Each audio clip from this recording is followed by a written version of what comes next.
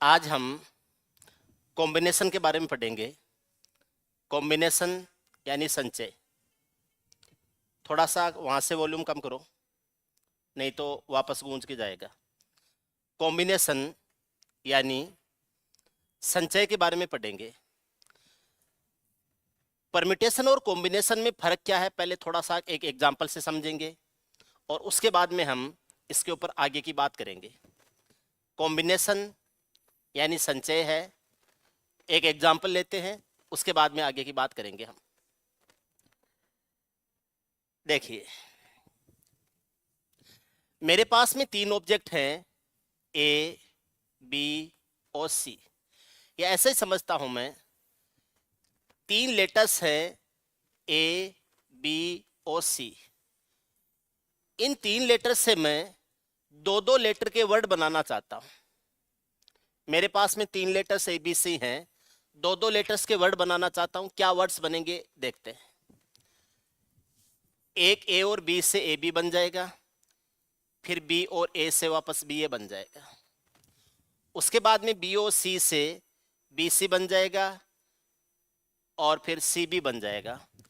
ए और सी को यूज करूंगा तो ए सी बन जाएगा और इसका उल्टा सी ए बी बन जाएगा। मेरे पास में तीन लेटर्स थे, दो दो लेटर्स के मुझे वर्ड्स बनाने थे।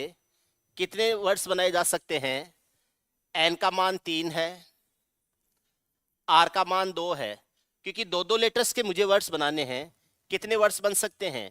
ये 6 वर्ड्स बन सकते हैं। मैं ऐसे भी कर सकता हूं, इसको मैं एनपीआर तरीके से अरेंज कर सकता हूं। यानी एनपीआर वर्ड्स बनाए जा सकते हैं जब किसी भी लेटर को रिपीट नहीं किया जाए तब। तो यह आ जाएगा 3p2 हो जाएगा। 3p2 का मतलब होता है 3 फैक्टोरियल अपॉन 3 माइनस 2 फैक्टोरियल हो जाएगा, 3 फैक्टोरियल अपॉन 1 फैक्टोरियल हो जाएगा और 3 फैक्टोरियल होता है 6। आप कितने वर्ड्स बना सकते हो? 6 वर्ड्स बना सकते हो। दो दो लेटर्स को लेके 6 वर्ड्स बना सकते हो। अब 6 वर्ड्स कौन कौन से बने? एक बन गया ए बी, एक बन गया बी ए, तीसरा बन गया बी सी, चौथा बन गया सी बी, उसके बाद में ए सी और क्या बन गया? सी ए। अब मैं इसी सवाल को दूसरे तरीके से सोचने के लिए बोल रहा हूं आपको। मेरे पास में 3 व्यक्ति हैं या 3 स्टूडेंट्स हैं। मुझे इन 3 स्टूडेंट्स में से 2 स्टूडेंट को सिलेक्ट करके एक टीम बनानी है। ऐसे कह सकते हैं, मुझे इन 3 में से दो दो स्टूडेंट्स के बीच में बैडमिंटन के मैच खिलवाने हैं। तो बैडमिंटन के मैच में मान लीजिए 2 खिलाड़ी खेलते हैं, तो मुझे 2 खिलाड़ियों की एक टीम बनानी है। डबल्स के बैडमिंटन की एक टीम में 2 खिलाड़ी होते हैं, तो मुझे दो दो खिलाड़ियों की टीम बनानी है। तो मैं ऐसे कह सकता हूं कि पहली टीम है, उसमें अगर ए और बी को लेता हूं, तो अगर ए और बी लूं या बी और ए लूं, खिलाड़ी तो वही 2 आए। मैंने 3 में से 2 खिलाड़ी लिए और मुझे उन 2 खिलाड़ियों में से पहले 2 खिलाड़ी ए और बी में से 2 खिलाड़ी लेने हैं। तो अगर मैं उनको ए और बी बोलूं या बी और ए बोलूं, उससे कोई फर्क नहीं पड़ना है। टीम तो 2 ही खिलाड़ी हैं, ए और बी का। उसके बाद में ये हो सकता है कि मैं बी और सी की एक टीम बनाऊं। अब चाहे उस बी और सी वाली टीम में मैं बी के बाद में सी या सी के बाद में बी बोलूं, उससे कोई फर्क नहीं पड़ता है। और ऐसे ही एक टीम ए और सी की बन सकती है, तो मैं ए और सी से टीम बनाऊं चाहे सी और ए से टीम बनाऊं, इससे कोई फर्क नहीं पड़ता है। याद रखना हमेशा, ए और बी से वर्ड्स अलग बनता है और बी और ए से अलग वर्ड बनता है। बी और सी से अलग वर्ड बनता है और सी और बी से अलग वर्ड बनता है। ए और सी से अलग वर्ड बनता है और सी और ए से अलग वर्ड बनता है। लेकिन जब मुझे टीम बनानी होगी तो ए और बी की भी वही टीम होगी जो बी और ए की टीम होगी, बी और सी से भी वही टीम बनेगी जो सी और बी से बनेगी, ए और सी से भी वही टीम बनेगी जो सी और ए से बनेगी। इसका मतलब मेरे पास में टीम कितनी बनी है? 3। टीम 3 बनी है और वर्ड्स कितने बन गए थे? 6 बन गए थे। वर्ड्स बन गए थे 6, लेकिन टीम बनी है 3। एक टीम में ए और बी हैं, दूसरी टीम में बी और सी हैं, तीसरी टीम में सी और ए हैं। जब मुझे वर्ड्स बनाने होते हैं तो इस बात से फर्क पड़ेगा कि मैं ए और बी लिखूं या बी और ए लिखूं। ए बी से एक वर्ड बनेगा, बी ए से दूसरा वर्ड बनेगा, बी सी से एक वर्ड बनेगा, सी बी से दूसरा वर्ड बनेगा, ए सी से एक वर्ड बनेगा, सी ए से दूसरा वर्ड बनेगा। लेकिन जब टीम में ए और बी को लेना है तो ए और बी में से कैसे बोल दूं मैं कि ए और बी से टीम बनाई है, चाहे बी और ए से टीम बनाई है वही टीम होगी। बी और सी को ले रहा हूं, तो पहले बी को बोल के बाद में सी को बोलूं या पहले सी को बोल के बाद में बी को बोलूं? टीम तो बी और सी की हुई। ऐसे ही ए और सी की टीम ले रहा हूं, तो मैं इसको टीम ए और सी की भी बोल सकता हूं और सी और ए की भी बोल सकता हूं। यहां मुझे इस चीज से कोई फर्क नहीं पड़ता है। तो यहां पर क्या हो जाएगा, इस बात से फर्क नहीं पड़ेगा कि आपने ऑर्डर क्या दिया है, ऑर्डर ए बी का है या बी ए का है, इससे फर्क नहीं पड़ता है कॉम्बिनेशन में। ऑर्डर बी सी का है या सी बी का है, इस चीज से फर्क नहीं पड़ता है कॉम्बिनेशन में। और ऑर्डर है वो ए सी का है या सी ए का है, कॉम्बिनेशन से इस बात का फर्क नहीं पड़ता है। लेकिन परम्यूटेशन में ए बी एक सीक्वेंस बनता है, बी ए दूसरा सीक्वेंस बनता है, बी सी एक सीक्वेंस बनता है, सी बी दूसरा सीक्वेंस बनता है, ए सी एक सीक्वेंस बनता है और सी ए दूसरा सीक्वेंस बनता है। और यही आपके परम्यूटेशन और कॉम्बिनेशन का डिफरेंस है। जब आप total number of ways arrangement में कितने तरीके से अरेंज किया जा सकता है, तब आपके आंसर हैं 6 तरीके से अरेंज किया जा सकता है। लेकिन जब आपसे ये कहा जाए कि इन 3 में से दो दो को छांट के आपको ग्रुप बनाना है, ग्रुपिंग करनी है, आपको इनको कलेक्ट करना है, आपको इनको एक जगह जमा करना है, तो मैंने ए और बी को एक जगह जमा कर दिया, बी और सी को एक जगह जमा कर दिया, सी और ए को एक जगह जमा कर दिया। तो मेरे पास में दो दो लोगों के ग्रुप कितने बने हैं, ग्रुप 3 बने हैं। तो ये जो ग्रुपिंग होती है वो तो है आपका कॉम्बिनेशन, ये जो ग्रुपिंग है वो तो है कॉम्बिनेशन। और ये जो आपके टोटल कितने तरीकों से आप दो दो को रख सकते हो वो आपका हो जाता है परम्यूटेशन, ये हो जाता है परम्यूटेशन, ये परम्यूटेशन हो जाता है। ऐसे ही एक एग्जांपल से दोबारा समझते हैं। ए बी और सी 3 आदमी थे।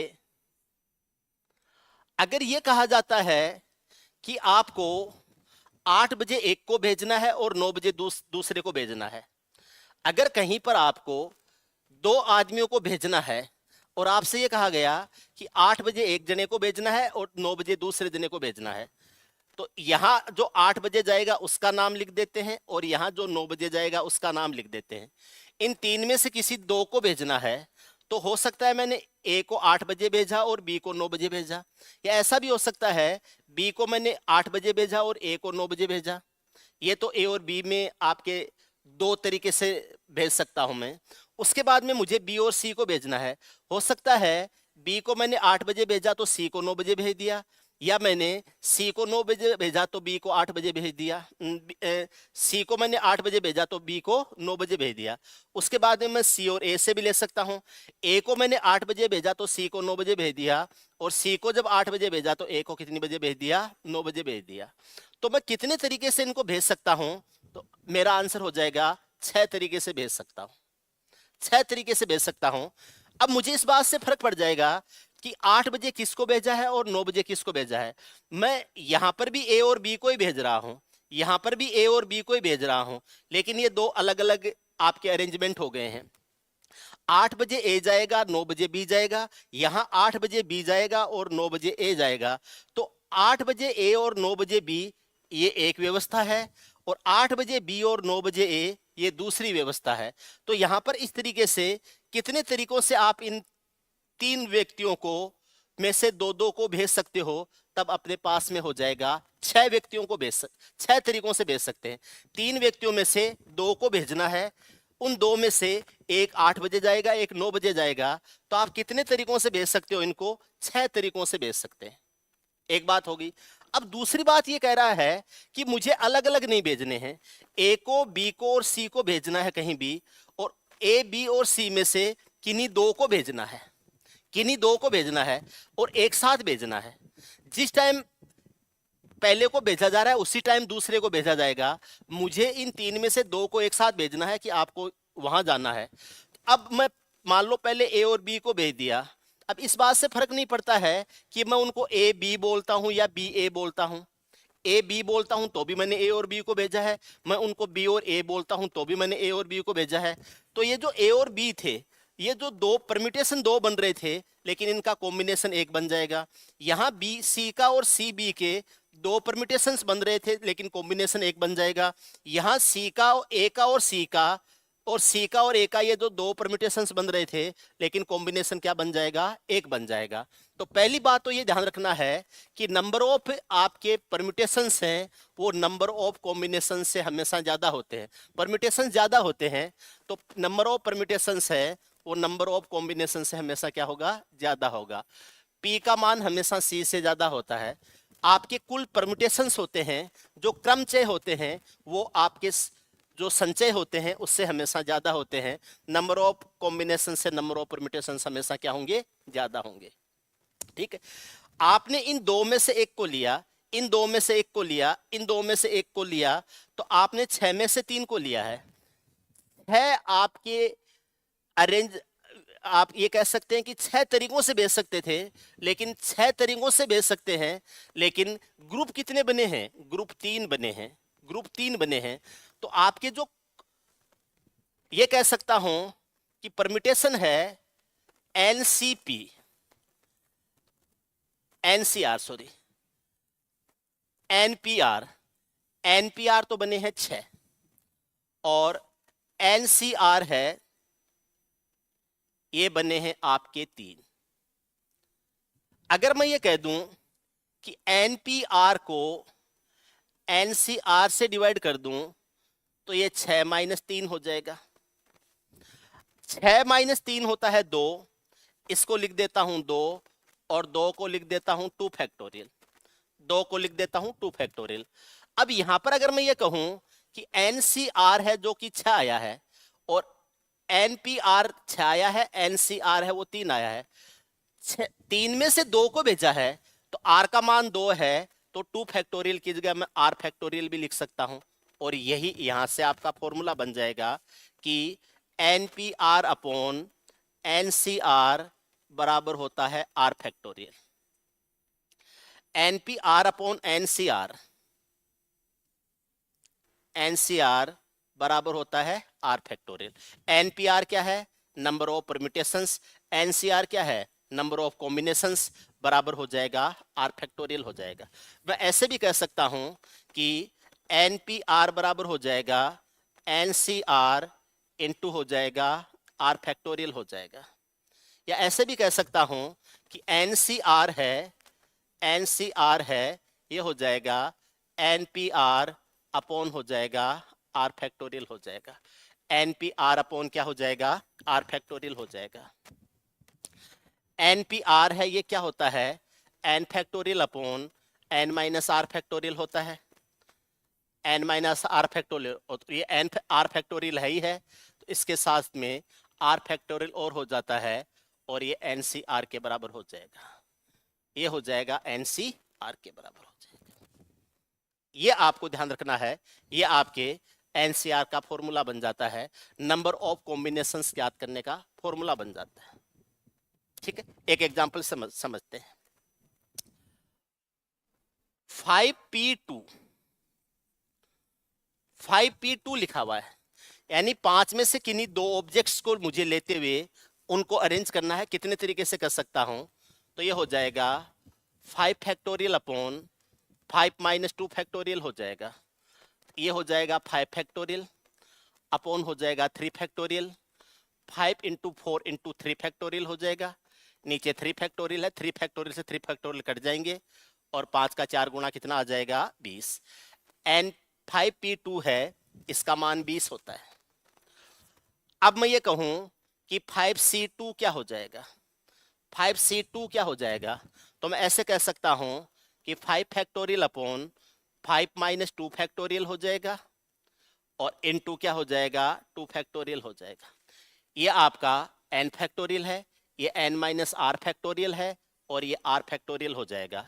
अब आप ऐसे लिख सकते हो 5 × 4 × 3 फैक्टोरियल हो गया, ये 5 - 2 है, ये 3 फैक्टोरियल हो गया और ये जो 2 फैक्टोरियल है ये इसके नीचे आ जाएगा।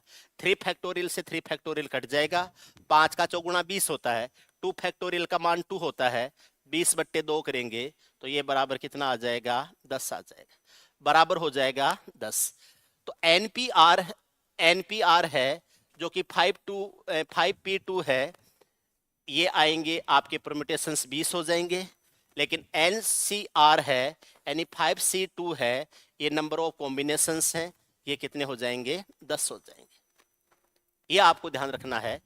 N ये आ जाएगा नंबर ऑफ परम्यूटेशंस, ये आ जाएंगे नंबर ऑफ कॉम्बिनेशंस। ये परम्यूटेशन और कॉम्बिनेशन का फर्क होता है। ठीक, याद रखना यहां पर आपका सीक्वेंस इंपॉर्टेंट हो जाएगा। जैसे ए पहले और बी बाद में, या बी पहले और ए बाद में, यहां फर्क पड़ जाएगा कि आप ए बी का सीक्वेंस ले रहे हो या बी ए का सीक्वेंस ले रहे हो। लेकिन कॉम्बिनेशन में फर्क नहीं पड़ेगा कि आप ए बी ले रहे हो या बी ए ले रहे हो, कोई फर्क नहीं पड़ेगा।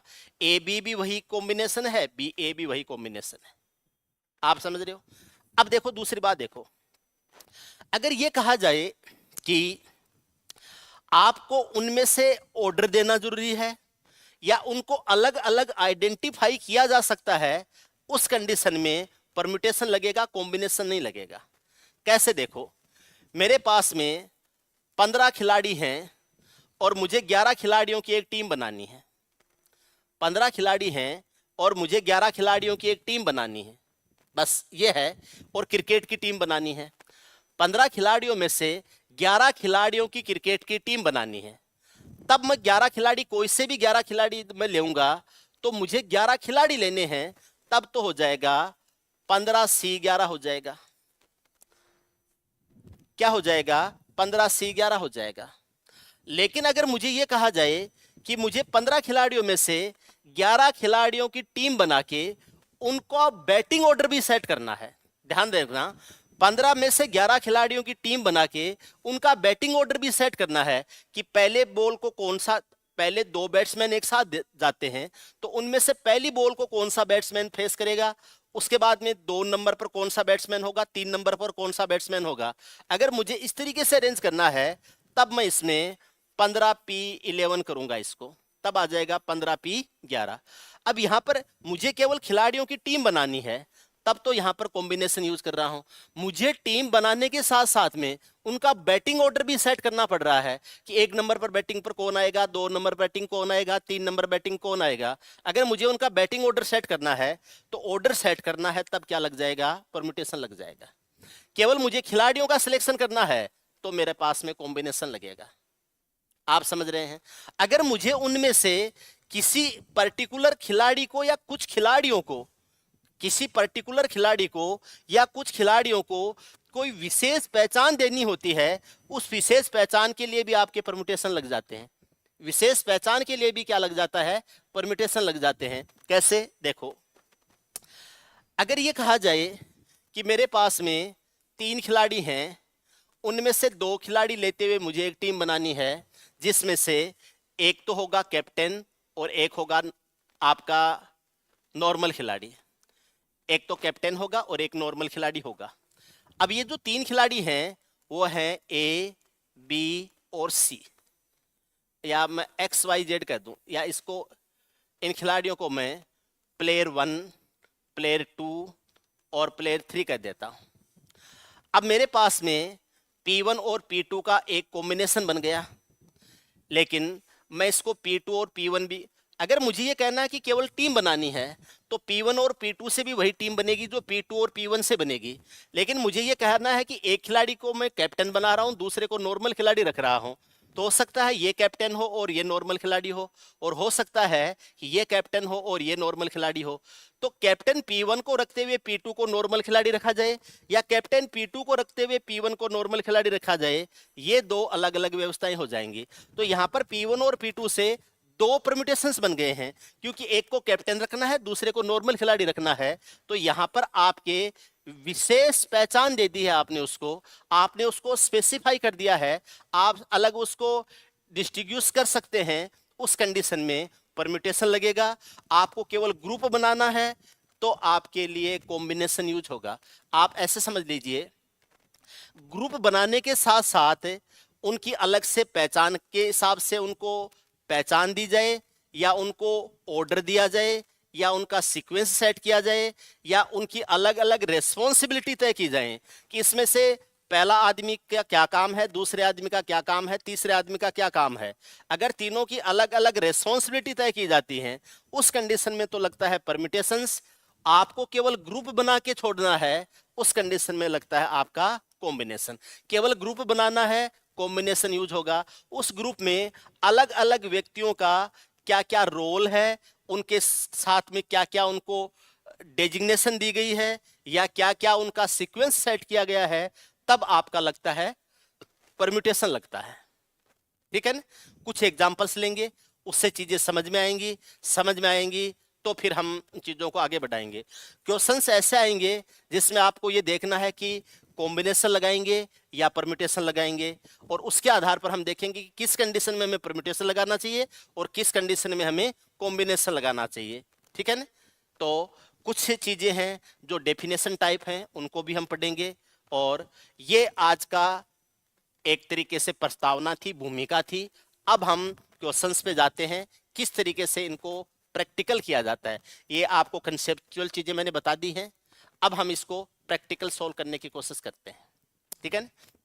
एक चीज और ध्यान रखना,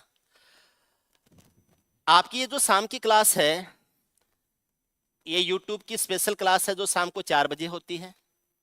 अपना जो चैनल है चौधरी क्लासेज, उसके ऊपर लाइव रहती है। अभी परम्यूटेशन कॉम्बिनेशन चल रहा है, P&C। इसके बाद में प्रोबेबिलिटी पढ़ेंगे और उसके बाद में स्टैटिक्स पढ़ेंगे। उसका रीजन है, प्रोबेबिलिटी और स्टैटिक्स है ये आपके मेंस के सिलेबस में है और ये प्री में होता नहीं है, इसलिए प्री के टाइम में आप इसको नहीं पढ़े हुए होते हो, इसलिए एक बार इनको पढ़ लो ताकि फिर अपन मेंस के लिए इनको दोबारा या तिबारा भी रिवीजन भी आप लोग कर सकें। ठीक है। परम्यूटेशन और कॉम्बिनेशन कंप्लीट हो जाता है, उसके बाद में प्रोबेबिलिटी लेंगे, उसके बाद में हम स्टैटिक्स है इसको लेंगे। ठीक है। उसके बाद में कौन सा चैप्टर लेना है आपके मेंस के हिसाब से वो आप लोग बताओगे, उसके हिसाब से आपके रिक्वायरमेंट के हिसाब से हम चैप्टर्स लेंगे।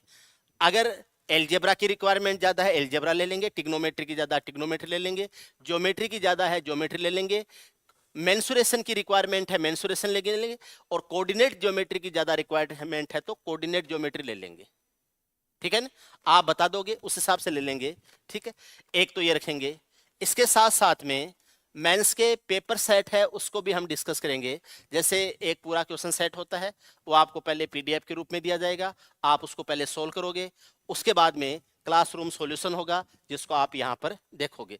आप ये भी चेक करोगे आपके कितने सही हुए हैं कितने गलत हुए हैं, कहाँ कहाँ आपने गलती की है और उस गलती को कैसे सुधारा जा सकता है, वो चीजें भी हम ये एक बार परम्यूटेशन और कॉम्बिनेशन कंप्लीट हो जाए इसके बाद में शुरू करेंगे। ठीक है ना। चलो आज के क्वेश्चंस देखते हैं किस टाइप से इस पे सवाल बन सकते हैं।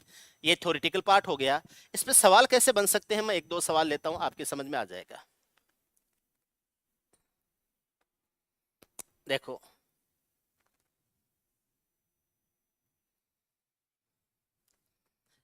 ये थोड़ा गलत लिख दिया,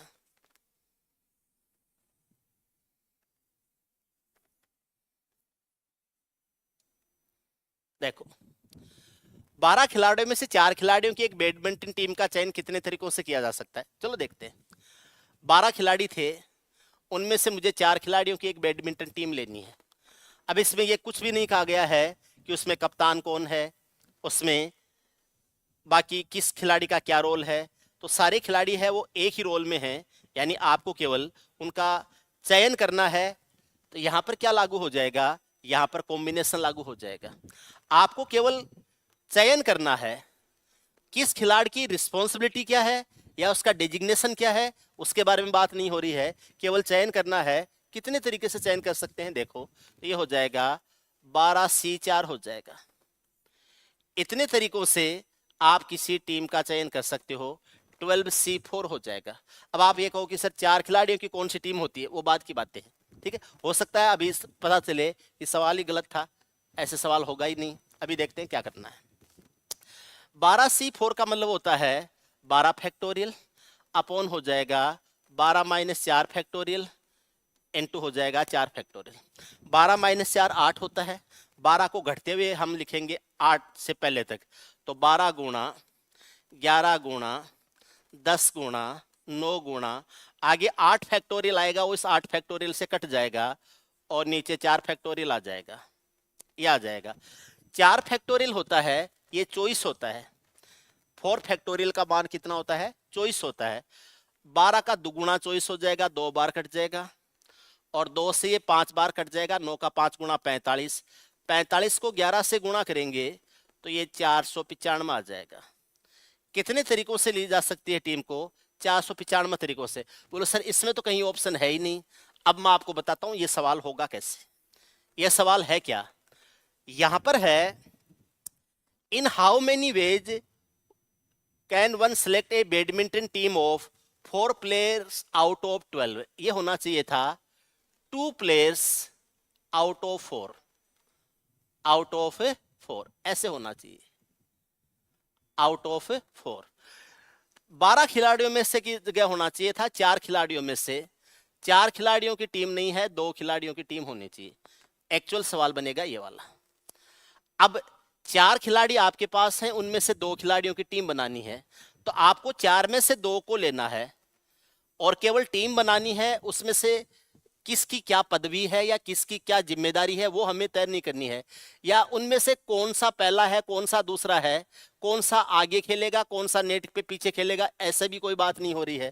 तो आप इसको 4C2 तरीके से आप टीम बना सकते हो। 4C2 का मतलब होता है 4 फैक्टोरियल अपॉन हो जाएगा 4 माइनस 2 फैक्टोरियल इनटू हो जाएगा 2 फैक्टोरियल। ये n फैक्टोरियल है, नीचे n माइनस आर फैक्टोरियल है और ये r फैक्टोरियल हो जाएगा। आप इसको ऐसे लिखेंगे 4 factorial upon 2 factorial into 2 factorial हो जाएगा। 4 फैक्टोरियल होता है 4 गुणा 3 गुणा 2 फैक्टोरियल हो जाएगा, नीचे वाला 2 फैक्टोरियल इनटू 2 फैक्टोरियल हो जाएगा। इस 2 फैक्टोरियल से इस 2 फैक्टोरियल को काट दो, ऊपर आ जाएगा 4 का 3 गुणा 12। 2 फैक्टोरियल का मान होता है 2, 12 में 2 का भाग देंगे तो कितनी बार जाएगा? 6 बार जाएगा। ऑप्शन सी हो जाएगा, ऑप्शन सी। तो हालांकि ऐसा नहीं कि ये सवाल ऐसा बन नहीं सकता तब, लेकिन अगर ऐसा का ऐसा सवाल होता तो आपके आंसर होते 495। अब यहाँ 495 किसी ऑप्शन में है ही नहीं, इसका मतलब सवाल ये नहीं है, ये मिस प्रिंट या मिस टाइप हो सकता है। सवाल ये है कि आपको 4 खिलाड़ियों से 2 खिलाड़ियों की एक टीम बनानी है, या 4 खिलाड़ियों में से 2 खिलाड़ियों की एक बैडमिंटन टीम का चयन कितने तरीकों से किया जा सकता है, तब आपके आंसर हो जाएंगे 6 तरीकों से किया जा सकता है। 6 आपका आंसर हो जाएगा। उम्मीद है आपके समझ में आ रहा है, ठीक है। आप क्लास के बाद में कमेंट करके बताओगे कि आपके समझने में कोई दिक्कत तो नहीं आ रही है, आप आराम से समझ तो पा रहे हो। क्लास के बाद में मैं कमेंट्स देखूंगा कि आपके समझ में आ रहा है या नहीं आ रहा है, ठीक है। कमेंट करके ये ज़रूर बताएं कि सर ये चीज़ हमारे समझ में नहीं आई है और ये हमें समझ में आ गई है। NPR का मतलब होता है NCR इंटू आर फैक्टोरियल। बिल्कुल अभी पढ़ा था हमने कि NPR अपॉन NCR बराबर R फैक्टोरियल होता है, सीधी सी बात है। तो मैं ऐसे कह सकता हूं कि NPR बराबर NCR इंटू R फैक्टोरियल हो जाएगा। NPR बराबर NCR इंटू R फैक्टोरियल हो जाएगा। R का मान n या उससे छोटा है लेकिन 0 से बड़ा है, ठीक है। Each combination of NCR we have R factorial permutations because R objects in every combination can be rearranged in R factorial ways. Hence the total number of permutations and different things taken are at a time in NCR into R factorial. On the other hand, it is NPR, तो NPR equal to NCR into R factorial, ठीक है। NPR बराबर NCR into क्या हो जाएगा? Are factorial हो जाएगा। वही बात है जो हमने यहाँ डिस्कस की थी, जो अभी थोड़ी देर पहले भी डिस्कस की थी, ठीक है। अब यहां से देखो, पिछले सवाल में इस सवाल में एक फर्क आ गया है और उस फर्क को हमें देखना है। 4 खिलाड़ियों में से 2 खिलाड़ियों की एक बैडमिंटन टीम का, 4 खिलाड़ी हैं उनमें से 2 खिलाड़ियों की एक बैडमिंटन टीम का चयन करना है, ठीक है। और कप्तान के रूप में से दोनों में से एक खिलाड़ी, कप्तान का रूप, यानी जो 2 खिलाड़ी हम सेलेक्ट करेंगे उनमें से एक कप्तान होगा, एक कप्तान होगा और दूसरा एक नॉर्मल खिलाड़ी होगा। 4 में से 2 का सिलेक्शन करना है। अब याद रखना हमेशा, अगर केवल 2 का सिलेक्शन करना है तब तो एनसीआर होता है, और उनमें से एक को कप्तान और दूसरे को नॉर्मल खिलाड़ी बनाना होता है, तब वहां आपका एनपीआर यूज किया जाएगा। जैसे थोड़ा सा मैं मैनुअल बता देता हूं। 4 खिलाड़ी हैं, P1, P2, P3 और P4। इनमें से मुझे किन्हीं भी 2 खिलाड़ियों को लेना है, तो हो सकता है कि मैंने P1 और P2 को लिया, हो सकता है उसके बाद में मैंने P2 और P3 को लिया, हो सकता है उसके बाद में मैंने P3 और P4 को लिया, P3 और P4 को लिया, हो सकता है मैंने फिर ऐसे कर लेते हैं, P1 के साथ में P2 को लिया, P1 के साथ में P3 को लिया और P1 के साथ में P4 को लिया। एक तो ये हो जाएगा। अब दूसरा ये हो जाएगा कि मैंने ऐसे किया, P2 के साथ में P3 को लिया और P2 के साथ में P4 को लिया। मैंने P2 के साथ में ये ले लिए, उसके बाद मैंने P3 के साथ में P4 को लिया, तो 3, 2, 5 और 1, 6 ये ले लिए। अब यहां से ध्यान रखना, मैंने P1 और P2 को ले लिया है। अगर मुझे केवल खिलाड़ियों की टीम बनानी है तो मेरे पास में टीम बनेंगी 6, 1, 2, 3, 4, 5 और 6। P1 के साथ में मैं P2 को, P3 को, P4 को, किसी को भी ले सकता हूं, तो P1 के साथ में P2, P3, P4 ले सकता हूं। P2 के साथ में भी तीनों आ सकते हैं, तो P2 के साथ में P1 यहां पर है, P2 के साथ में P3 यहां पर है और P2 के साथ में P4 यहां पर है। ऐसे P3 के साथ में भी बाकी 3 आएंगे, तो P3 जो है उसके साथ में P1 यहां पर है, P3 के साथ में P2 यहां पर है और P3 के साथ में P4 यहां पर है। ऐसे ही P4 के साथ में बाकी 3 आएंगे, तो P4 के साथ में P1 यहां पर है, P4 के साथ में P1 यहां पर है, P4 के साथ में P2 यहां पर है और P4 के साथ में P3 यहां पर है। यानी मैंने इन 4 में से 2-2 के लेके अगर टीम बनाने की बात आती है तो ये मेरे पास में टीम बनेगी 3, 2, 5 और 1, 6, तब तो टीम बनेगी 6। लेकिन इनमें से एक कप्तान होगा और एक नॉर्मल खिलाड़ी होगा। इसके लिए मुझे इनको 2 तरीके से अरेंज करना पड़ेगा। हो सकता है कि ये कप्तान हो और ये नॉर्मल खिलाड़ी हो, या हो सकता है ये कप्तान और ये नॉर्मल खिलाड़ी हो। तो मैं अगर ये कहूं कि मैं कप्तान को पहले लिखूंगा और नॉर्मल खिलाड़ी को बाद में लिखूंगा, तो एक कंडीशन तो ये बनती है कि मैं P1 और P2 लिख दूं। तो दूसरी कंडीशन बनती है मेरे पास में, मैं इसको अलग कलर से लिख देता हूं ताकि आप समझ सको। तो इसको मैं ऐसे कह सकता हूं कि P2 पहले लिख दूं और P1 बाद में लिख दूं। तो ऐसे हो सकता है पहले लिख रहा हूं वो खिलाड़ी कप्तान है, तो हो सकता है P1 कप्तान और P2 नॉर्मल खिलाड़ी हो सकता है P2 कप्तान हो और P1 नॉर्मल खिलाड़ी हो। ऐसे P1 और P3 में से P3 कप्तान है और P1 कप्तान है, P3 नॉर्मल खिलाड़ी है, या P3 कप्तान है और P1 नॉर्मल खिलाड़ी है। तो यहां पर भी एक एक्स्ट्रा परम्यूटेशन आ जाएगा। P1 P4 है, इसको P4 P1 भी कह सकते हैं। यानी एक तरह से ये कह सकते हैं ऑर्डर का फर्क आ गया, P1 P2 ले रहे हैं या P2 P1 ले रहे हैं। एक कप्तान ये नॉर्मल या ये नॉर्मल, और वो कप्तान कौन सा क्या है। ऐसे ही P2 P3 है, इसको P3 और पहले और P2 बाद में लिख सकते हैं। P2 P4 है, इसको P4 P2 लिख सकते हैं, है ना। ऐसे ही P3 P4 है, इसको P4 पहले और P3 बाद में लिख सकते हैं। तो 6 तो बने थे कॉम्बिनेशन, और 6 उनके उल्टे कॉम्बिनेशन हो जाएंगे, तो परम्यूटेशंस बन जाएंगे कितने, 12। कॉम्बिनेशंस कितने बनेंगे, 6। टीम कितने तरीके से बनाई जा सकती है, 6 तरीके से। लेकिन उनमें से एक को कप्तान रखना है, दूसरे को नॉर्मल खिलाड़ी रखना है, तो कितनी तरीके से टीम बनाई जा सकती है, तब आपके आंसर हो जाएंगे 12 तरीके से बनाई जा सकती है। कितने तरीके से बना सकते हो, 12 तरीके से बना सकते हो। अब आप इसको हम डायरेक्ट फॉर्मूले से कर लेते हैं, ठीक है। फॉर्मूले से करेंगे तो अपने पास में क्या हो जाएगा, आपको एक खिलाड़ी को स्पेसिफिक करना है, तो ये आ जाएगा NPR आ जाएगा, तब आ जाएगा 4P2 हो जाएगा। आप इसको लिखेंगे 4 फैक्टोरियल अपॉन 4 - 2 फैक्टोरियल हो जाएगा। तो ये आ जाएगा 4 गुणा 3 गुणा 2 फैक्टोरियल हो जाएगा। नीचे 4 - 2 2 फैक्टोरियल होता है, 2 फैक्टोरियल से 2 फैक्टोरियल कट जाएगा और 4 का तिगुना कितना आ जाएगा, 12। कितने तरीके से आप इन खिलाड़ियों को, एक को कप्तान और दूसरे को नॉर्मल खिलाड़ी रखते हुए 4 में से 2 खिलाड़ियों की टीम बना सकते हो? 12 तरीकों से बना सकते हो। किस ऑप्शन में है? डी में। ऐसे भी देख लो, आपने जब मैनुअल किया था तब भी आपके आंसर क्या आए थे? 12 ही आए थे। आपसे ये पूछे केवल कि 2 खिलाड़ियों की केवल टीम बनानी है, तब आपकी टीम बनेंगी कितनी? 6 टीम बनेंगी, 6 टीम बन जाएंगी। उस कंडीशन में क्या होता, ये 4C2 होता। तो अगर मैं 4C2 करता, कहाँ कैलकुलेशन करूं, यहाँ जगह कहाँ, यहाँ बना लेते हैं जगह, है ना। 4C2 है तो ये आ जाता 4C2, तो ये हो जाएगा 4 factorial upon 4 - 2 factorial into 2 factorial. ये n - r फैक्टोरियल है और ये r फैक्टोरियल है और ये n फैक्टोरियल है, तो ये 4 फैक्टोरियल आ जाए। इस 12 को एक बार हटा देता हूँ, जगह नहीं है अपने पास इसलिए जगह कर रहा हूँ। ये आ जाएगा 4 फैक्टोरियल, नीचे आ जाएगा 2 फैक्टोरियल, इंटू हो जाएगा 2 फैक्टोरियल। 4 फैक्टोरियल होता है 24 और ये होता है 2 गुणा 2, ऊपर हो जाएगा 24, नीचे आ जाएगा 2 गुणा 2। 2 गुणा 2 कितना होता है? 4। 4 का भाग 24 में जाएगा, कितनी बार जाएगा? 6 बार। कितने तरीकों, टीम कितने तरीके से बना सकते हो? 6 तरीके से। उनमें से एक को कप्तान मानते हुए कितने तरीके से टीम बना सकते हो? फिर आपके आंसर आ जाएंगे 12 तरीके से।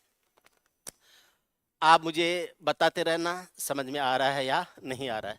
कोई कमेंट चेक करना, क्या पूछ रहे हैं? कुछ कोई कमेंट है क्या? कुछ नहीं पूछा है? समझ में आ रहा है क्या इनको? क्या पता।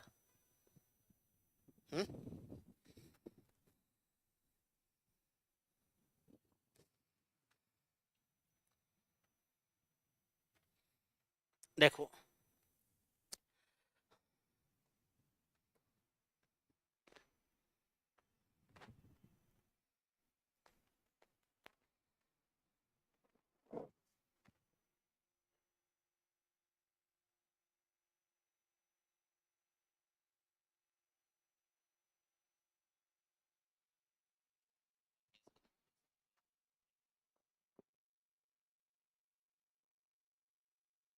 है ना, देखो परम्यूटेशन क्या होता है, कॉम्बिनेशन क्या होता है, इसको समझते हैं। परम्यूटेशन होता है arrangement of objects, order of objects is important. यानी जो ऑब्जेक्ट्स हैं उनका जो ऑर्डर होता है, उनका जो सीक्वेंस होता है, वो इंपॉर्टेंट होता है। किसमें? आपके परम्यूटेशन में। परम्यूटेशन में ऑर्डर है, वो इंपॉर्टेंट होता है। ठीक है। कॉम्बिनेशन में क्या होता है? ऑर्डर इंपॉर्टेंट नहीं होता है, बस आपके पास में होने चाहिए। Selection of objects, order is not important. Order की कोई इंपॉर्टेंस नहीं है, आपके पास में केवल इनका सिलेक्शन होना चाहिए। ठीक है, तो ज़्यादा डिफरेंट बात नहीं है, वही बातें हैं जो हमने पढ़ी थी अभी थोड़ी देर पहले, उन्हीं बातों को रिपीट किया गया है। आगे देखते हैं क्या दिया गया है। देखो,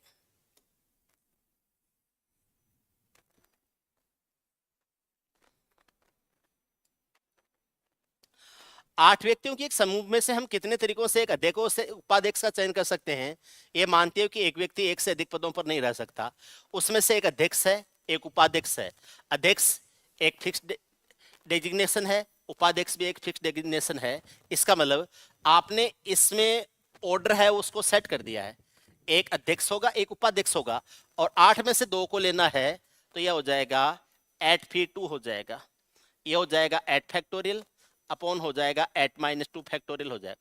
परम्यूटेशन लगेगा क्योंकि आपने इनकी डेजिग्नेशन है उसको स्पेसिफाई कर दिया है कि एक अध्यक्ष होगा और एक उपाध्यक्ष होगा, इसलिए क्या हो जाएगा?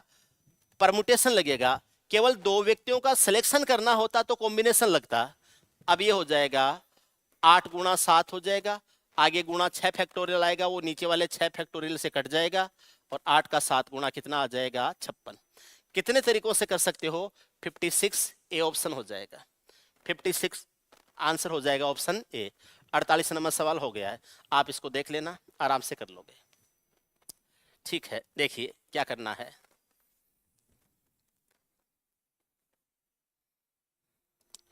देखो, 8 व्यक्तियों के समूह में हम कितने तरीकों से अध्यक्ष और उपाध्यक्ष करते हैं? ये मानते हो कि एक व्यक्ति एक से अधिक पदों पर नहीं रह सकता, वही तो सवाल था। कितने तरीकों से एक अध्यक्ष और एक उपाध्यक्ष का चयन कर सकते हैं? पिछले वाले में क्या था? अध्यक्ष और उपाध्यक्ष, एक अध्यक्ष ये मानते हो कि ठीक है 56, वही तो सवाल है, सेम तो सवाल है, वही सवाल है, फर्क नहीं है। 8 व्यक्ति, हम कितने तरीकों से एक अध्यक्ष और एक उपाध्यक्ष का चयन कर सकते हैं, ये मानते हो कि एक व्यक्ति एक से अधिक पदों पर नहीं रह सकता। सेम ही रिपीट हो गया भाई, रिपीटेड है, रिपीटेड। आगे देखो, देखो यहां से क्या लिखा हुआ है, 17 खिलाड़ियों में से 11 खिलाड़ियों की एक क्रिकेट टीम का चयन कितने तरीकों से किया जा सकता है और उन्हें एक पंक्ति में व्यवस्थित किया जा सकता है। देखो दो काम हो रहे हैं, पहले तो टीम का सिलेक्शन करना है, उसके बाद में एक पंक्ति के रूप में सेट करना है। पंक्ति में इस बात से फर्क पड़ेगा कि आगे कौन है, उसके पीछे कौन है, उसके पीछे कौन है, उसके पीछे कौन है। मैंने अभी थोड़ी देर पहले कहा था, जैसे बैटिंग ऑर्डर के लिए एक टीम को भेजना होता है तो पहले कौन सा बैट्समैन जाएगा, उसके बाद में कौन सा बैट्समैन जाएगा, उसके बाद में कौन सा बैट्समैन जाएगा, ये यहां पर इंपॉर्टेंट हो जाएगा। तो अगर आपको उसको सिलेक्शन भी करना है और आपको उनको एक सीक्वेंस में या ऑर्डर के रूप में अरेंज भी करना है, तब आपके परम्यूटेशन लगेगा।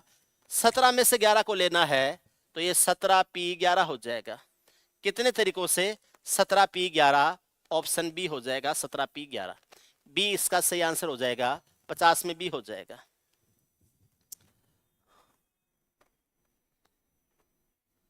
ये 51 है। क्या करना है देखिए,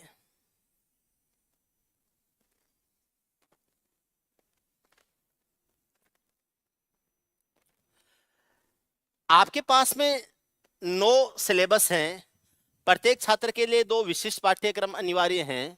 एक छात्र कितने तरीकों से 5 पाठ्यक्रमों का चुनाव कर सकता है? 2 विशिष्ट पाठ्यक्रम अनिवार्य हैं।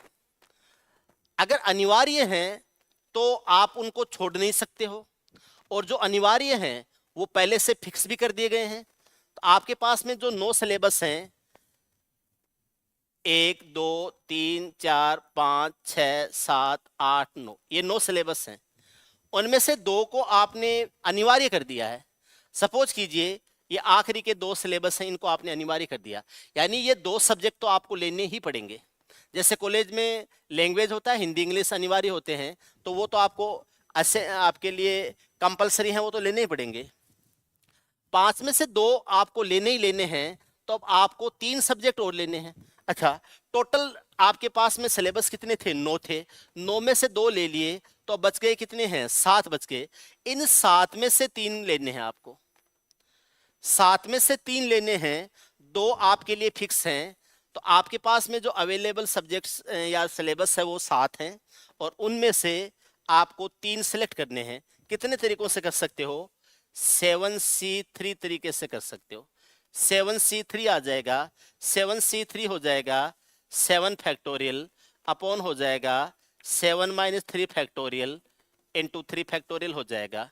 यह आ जाएगा 7 गुणा 6 गुणा 5 हो जाएगा, और इंटू 4 फैक्टोरियल, इस 4 फैक्टोरियल से कट जाएगा, और नीचे ये 3 फैक्टोरियल आ जाएगा, और 3 फैक्टोरियल है वो खुद 6 होता है, तो 6 से ये 6 कट जाएगा। 7 गुणा 6 गुणा 5, नीचे 6 होता है, तो 6 से ये 6 कट जाएगा, और 7 का 5 गुणा कितना आ जाएगा? 35। कितने तरीकों से लिया जा सकता? 6 से 6 काट दो, 7 का 5 गुणा 35 हो जाएगा। 35 तरीके से कोई आदमी अपना सिलेबस है वो सिलेक्ट कर सकता है। कितने तरीके से? 35 तरीके से। आपके आंसर हो जाएंगे 35 हो जाएंगे। 35 आपके सही आंसर है। 51 हो गया। 51 के बाद में देखिए,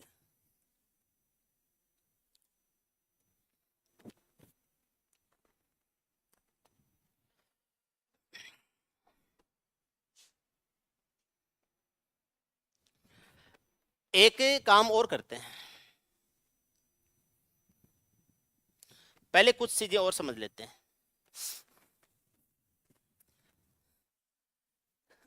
एक सवाल करते हैं,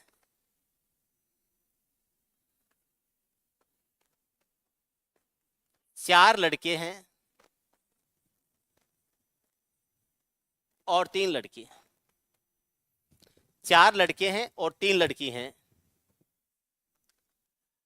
इनमें से आपको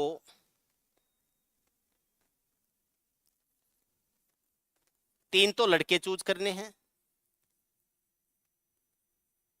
और 2 लड़की चूज करनी है। 4 लड़के हैं, उनमें से आपको 4 लड़के और 3 लड़के यानी टोटल 7 लोग हैं।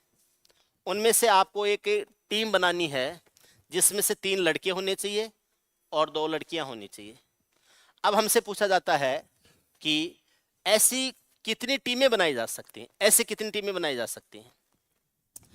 ये जो 4 लड़के हैं इसको मैं बॉय 1, बॉय 2, बॉय 3 और बॉय 4 कह सकता हूं। इधर जो 3 गर्ल्स हैं इनको G1, G2 और G3 कह सकता हूं। ये अपनी तरफ से एक एग्जांपल दे रहे हैं कि टोटल 4 लड़के और 3 लड़कियां थी, उनमें से मुझे 3 लड़के रखते हुए और 2 लड़कियां लेते हुए मुझे टीम बनानी है। कितनी टीमें मैं बना सकता हूं ये देखना है। मुझे 4 में से 3 लड़के लेने हैं, मुझे 4 में से 3 लड़के लेने हैं। तो अब कितने तरीकों से ले सकता हूं, मैं पहले लड़कों की व्यवस्था देखता हूं। मैं B1 और B2 को ले सकता हूं, B1 और B2 को ले सकता हूं। ठीक है, 3 लड़के लेने हैं। चलो ठीक, इधर से ले लेते हैं। पहले हम गर्ल्स को लेते हैं। 3 लड़कियों में से 2 लड़कियां, तो मैं हो सकता है G1 को ले लूं और G2 को ले लूं, हो सकता है G2 को ले लूं और G3 को ले लूं, हो सकता है जो G3 है इसको ले लूं और इसके साथ में G1 को ले लूं। मैंने G1 के साथ में G2 ले सकता हूं, या फिर G2 के साथ में G3 ले सकता हूं, या G3 के साथ में G1 ले सकता हूं। अब आप ये कह सकते हो सर G1 G2 ले रहे हो तो G2 G1 भी ले सकते हो, तो उससे परम्यूटेशन डिफरेंट बनेगा लेकिन कॉम्बिनेशन वो का वही है। अब देखो मेरे पास में लड़के कितने हैं, 3 लड़के हैं, 4 लड़के हैं। इन 4 लड़कों में से मुझे 3 लड़के लेने हैं, 3 लड़के लेने हैं। अब ये G1 और G2 के साथ में है। अब 3 लड़के कैसे कैसे लिए जा सकते हैं, 3 लड़के ऐसे ऐसे लिए जा सकते हैं, B1, B2, B3। इसके ये आ गया B1, B2, B3। उसके बाद में B1, B2, B4। उसके बाद में B1, B2 के साथ में B3 और B4 आ गया। उसके बाद में B1, B3, B3, B2। उसके बाद में B1, B3, B4। उसके बाद में B1, B2, B3। B1, B2, B3 तो आ गया ना, ऐसे ले लेंगे। B1, B2, B3 आ जाएगा। उसके बाद में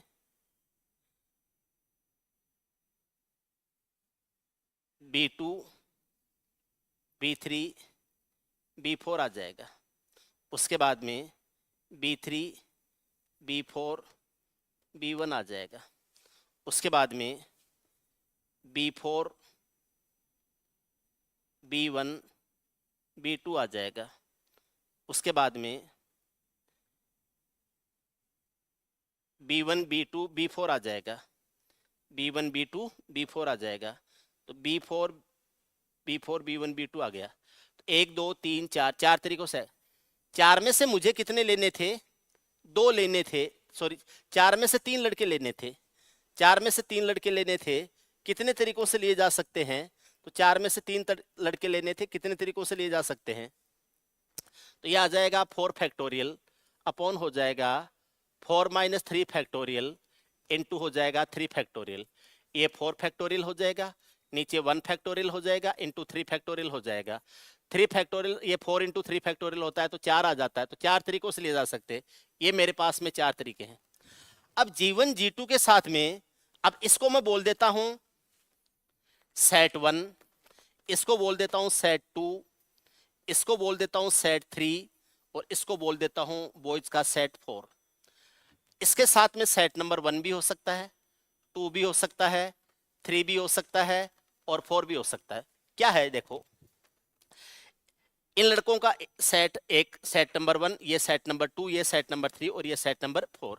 इसके साथ में भी ऐसे ही 4 सेट बनेंगे, इसके साथ में भी ऐसे ही 4 सेट बनेंगे। 4 ये 4 ये 4 है, 4 4 8 4 कितना हो गया 12। ऐसे टोटल कितने सेट बन जाएंगे? 12 सेट बन जाएंगे। कितने तरीकों से आप इनको चूज कर सकते हो? 12 तरीकों से चूज कर सकते हो। गर्ल्स को कितने तरीके से चूज कर सकते हो? 1 2 3 तरीके से चूज कर सकते हो।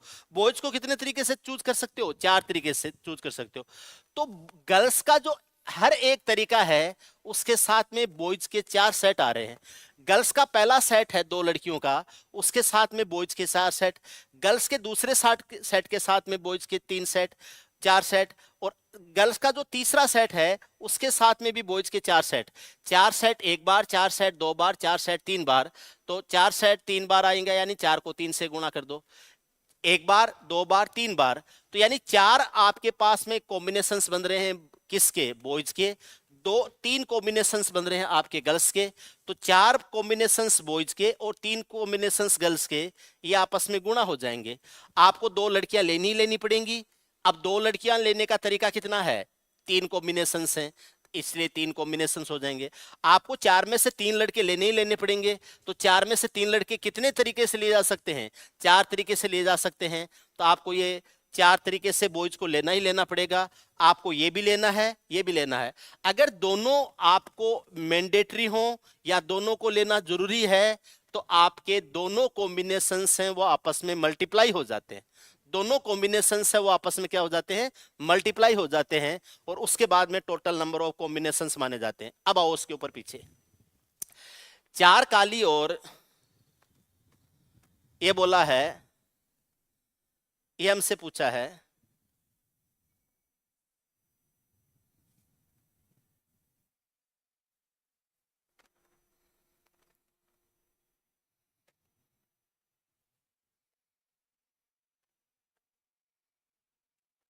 ये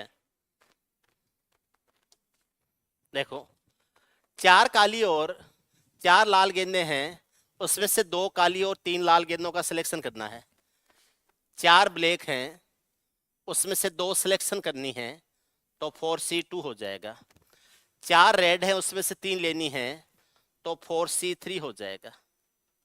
ठीक है, ये भी लेना है, ये भी लेना है, आपस में गुणा कर देंगे।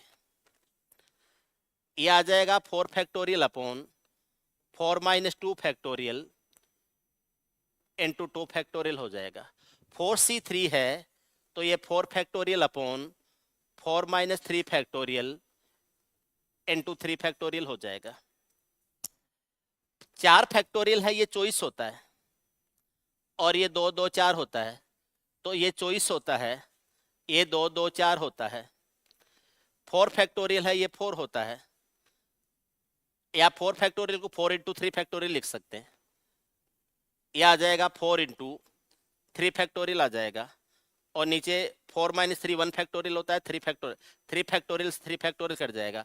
4 से कटेगा 6 बार, और 6 का 4 से गुणा कितना हो जाएगा? 24। कितने तरीकों से लिया जा सकता है? 24 तरीकों से लिया जा सकता है। ऑप्शन सी हो जाए। एक मजेदार चीज और पढ़ेंगे अपन, पहले ये लिख लो आप, ये पढ़ेंगे। ठीक है, एक चीज और बताऊं मैं आपको। अगर कभी भी ऐसे लिखा हुआ हो, अच्छा ये आ गया,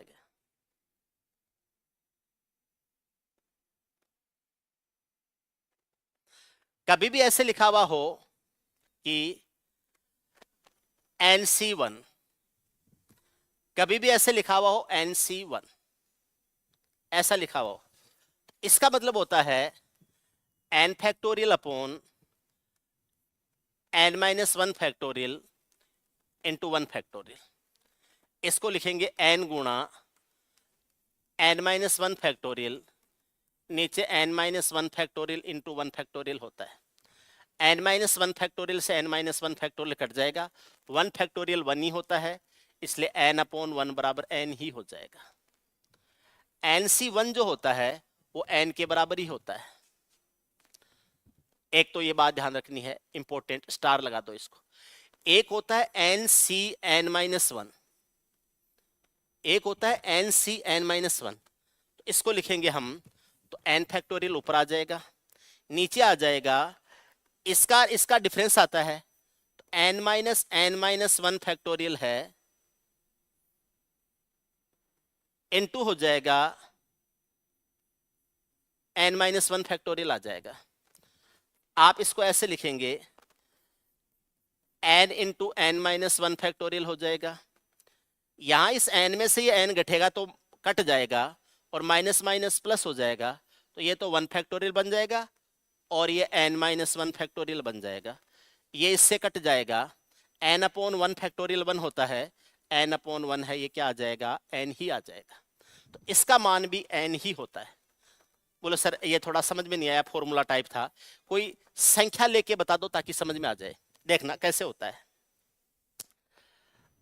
ऐसे होता है ये 7p1 सॉरी 7c1 सी था ना, 7c1 7 ही होता है। 7c1 से ये 7 है, 7c1 है, ये 7 ही होता है। बोले कैसे होता है समझाओ, अभी बताता हूं। ये होता है 7 फैक्टोरियल, 7 फैक्टोरियल। देखो एनसीआर होता है n factorial upon n-r factorial into r factorial होता है। ये तो आपको ध्यान होना चाहिए। अगर ये ध्यान है तो ये 7 फैक्टोरियल हो जाए, नीचे हो जाएगा 7-1 फैक्टोरियल और इंटू, क्योंकि ये अगर r है और ये n है तो 7-1 हो जाएगा, तो ये 7-1 फैक्टोरियल आ जाएगा और इंटू ये r फैक्टोरियल है तो ये 1 फैक्टोरियल हो जाएगा। ये 7 इंटू 6 फैक्टोरियल लिख सकते हैं, 7 फैक्टोरियल को 7 इंटू 6 पर, और ये 7-1 है तो ये 6 फैक्टोरियल हो जाएगा और ये 1 फैक्टोरियल है, ये 1 होता है।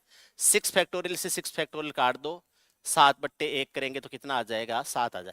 तो 7c1 है वो 7 ही हो जाएगा। तो आप इसके लिए सिंपल भाषा में ये कह सकते हैं कि nc1 जो होता है वो n के बराबर होता है। nc1 है वो n के बराबर होता है। यहां पर दो चीजें ध्यान रखना, nc1 जो होता है वो तो होता है n, और np1 जो होता है, np1 जो होता है, np1 ये ऐसे हो जाएगा n into n factorial upon n-1 factorial हो जाएगा। nc1 तो n होता है और ये हो जाएगा n factorial upon n-1 factorial हो जाएगा।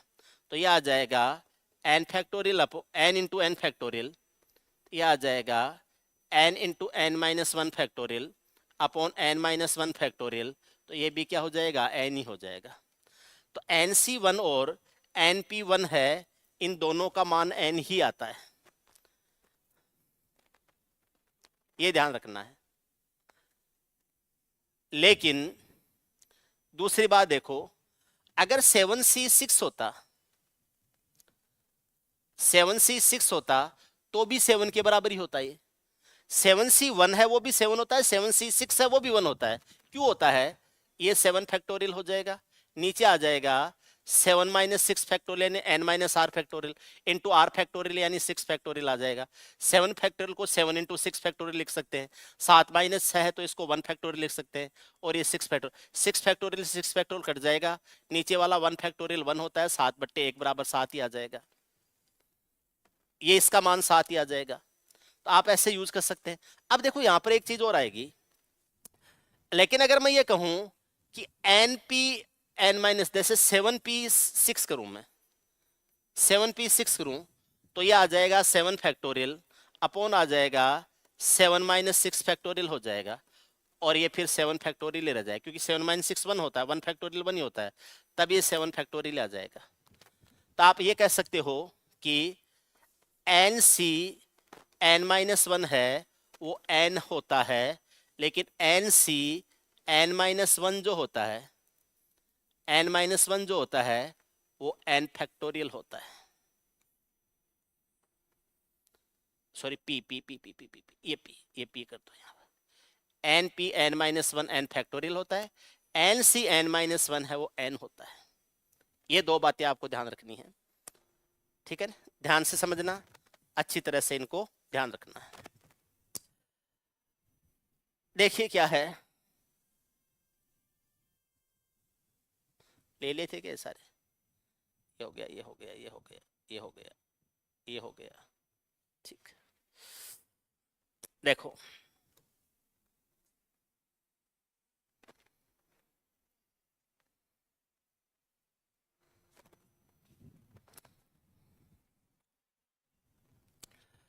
दो पुरुष और तीन महिलाओं के एक समूह से तीन व्यक्तियों की एक समिति गठित की जानी है। ये कितने तरीकों से किया जा सकता है? इनमें से कितनी समितियों में एक पुरुष और दो महिलाएं होंगी? अरे यार, एक बात तो हमने बीच में छोड़ ही दी थी। अच्छा, नहीं छोड़ी थी ना? नहीं छोड़ी थी। हाँ, ये था, ये उस टाइम मैं ये बता रहा था, अगर आपको दो कॉम्बिनेशंस को एक साथ यूज करना हो और पहला भी जरूरी हो दूसरा भी जरूर हो, तो ये कॉम्बिनेशंस आपस में गुणा हो जाते हैं, ये बता रहा था। ध्यान रखना, इनको गुणा कर देते हैं। अब आगे भी आएगा, ये आगे भी ये बात आएगी, तो मैंने बता दिया है ना? ठीक है। दो पुरुष और तीन महिलाओं के समूह में से तीन व्यक्ति चुने हैं। ये कितने तरीकों से किया जा सकता है? तीन व्यक्तियों की समिति लेनी है, व्यक्ति में पुरुष भी होते हैं महिला भी होते हैं, हमें तीन व्यक्ति लेने हैं। अब इसने ये नहीं कहा है कि उसमें से कितने पुरुष और कितनी महिला होनी चाहिए, तो हमें तीन व्यक्ति लेने हैं। तो दो पुरुष और तीन महिलाएं हैं, तो 5 सदस्य हैं और उसमें से तीन व्यक्ति लेने हैं। हमें ग्रुप बनाना है, सीक्वेंस नहीं बनाना है, केवल ग्रुप बनाना है। तो आपको कॉम्बिनेशन यूज करने, परमुटेशन यूज नहीं होंगे। कितने में से? 5 में से। कितने लेने हैं? दो पुरुष हैं तीन महिलाएं, तो टोटल 5 सदस्य हैं। उनमें से तीन व्यक्तियों की समिति बनानी है, तो ये आ जाएगा 5C3 आ जाएगा। तीन व्यक्तियों की कमेटी बनानी है तो 5C3 हो जाएगा। ऊपर हो जाएगा 5 फैक्टोरियल, नीचे हो जाएगा 5 - 3 फैक्टोरियल, इनटू हो जाएगा 3 फैक्टोरियल हो जाएगा। ये 3 फैक्टोरियल से उसको काट देंगे, तो 5 गुणा 4 गुणा, ये जो यहाँ 3 फैक्टोरियल आएगा उससे ये 3 फैक्टोरियल नीचे वाला कट जाएगा। नीचे 5 - 2 फैक्टोरियल, अरे यार ऐसे आ जा, 5 गुणा 4 गुणा 3 फैक्टोरियल आ जा, ऐसे आ जा। 5 - 3 करते हैं तो 2 फैक्टोरियल हो जाएगा और ये 3 फैक्टोरियल हो जाएगा, ऐसे हो जाएगा। ये जो 3 फैक्टोरियल है ये 3 फैक्टोरियल से कट जाएगा। 5 का चौगुना 20 होता है, 2 फैक्टोरियल 2 होता है। 20 को 2 से डिवाइड करेंगे तो कितना आ जाएगा? 10 आ जाए। कितने तरीकों से बनाया जा सकता है? 10 तरीके से। तो इसका आंसर तो हो जाएगा 10। कितनी बनाई जा सकती हैं? 10 टीमें बनाई जा सकती हैं। ये तो आ जाएगा इसका आंसर। देख लेना आप, कितने तरीकों से टीम बनाई जा सकती है? 10 तरीकों से टीम बनाई जा सकती है। अब मैं इसको थोड़ा साइड में कर देता हूं ना, एक सवाल और कर लेंगे। जगह कहाँ बन रही है?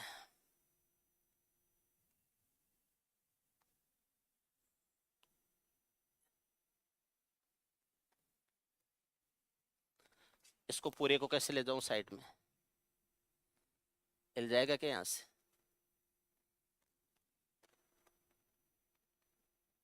नहीं हिलेगा, नहीं हिलेगा। देखते हैं क्या होता है, जो भी होगा देखेंगे, देखेंगे। अरे बहुत छोटा हो गया ये तो।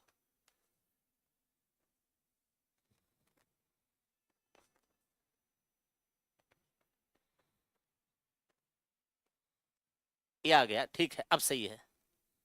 अब अपन इसको समझ लेंगे।